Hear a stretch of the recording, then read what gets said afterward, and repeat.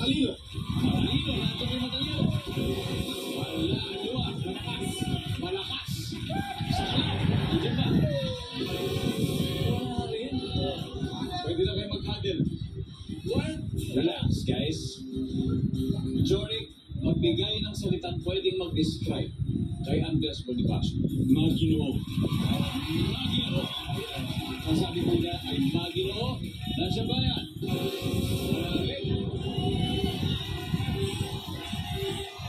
Madali na ito. Delvin, salitang pwedeng mag-describe kay Andres Bonifacio. Pilipino.